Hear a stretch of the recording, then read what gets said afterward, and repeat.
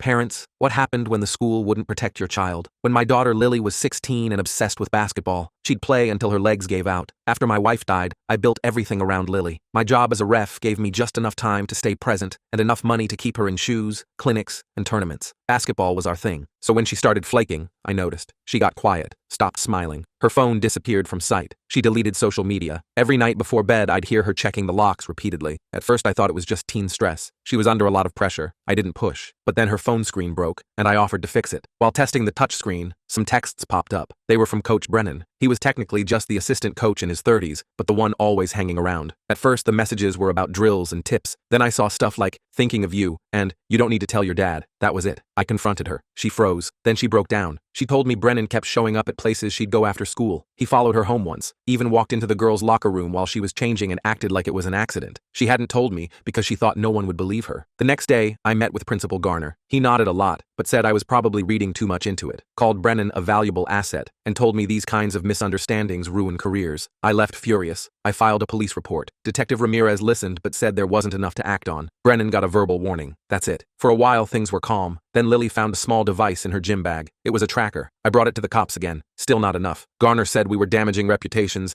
and hinted we could be sued. I stopped trusting anyone. I installed cameras around the house, every angle. A week later, the system pinged movement. It was Brennan. His car sat outside our home for over an hour at 2 in the morning. I took the footage to the school board. They shrugged it off, said he probably lived nearby. One of them smirked and asked if maybe I was just stressed. Lily stopped sleeping. Her grades slipped. She got benched even though she was the top scorer. I started digging into Brennan's past. Found out girls transferred out of his previous schools mid-season. No official complaints, just patterns. Then came the night I almost lost it all. There was an away game. Lily texted me to pick her up behind the gym. I got there and she was gone. I called. No answer. I sprinted around the building and found Brennan's car tucked behind a dumpster. I could see them inside. He was standing over her, way too close. She looked terrified. I hit record and opened the door. Brennan looked up and grinned. Said they were just having a talk. Something about leadership and pressure. I told him to hand over his phone. He refused. Lily slipped out past me and ran. Brennan leaned in and dropped the act. You know I run this team, he said. No one's taking my job because your kid got confused. I kept recording. I didn't say a word. He stepped closer. She wanted the attention. That's how it always starts. I sent everything to local news. One story turned into 5. Ramirez reopened the case. Other girls spoke up. Brennan got arrested. The footage and testimony were enough. He pled guilty. Turns out the school buried complaints for years. Garner resigned. So did 2 board members. Lily started therapy. She's back on the court. New coach. Respectful. Professional. I started a support group for parents. Ramirez and I work together now on prevention policies. They ignored us until I gave them a reason not to.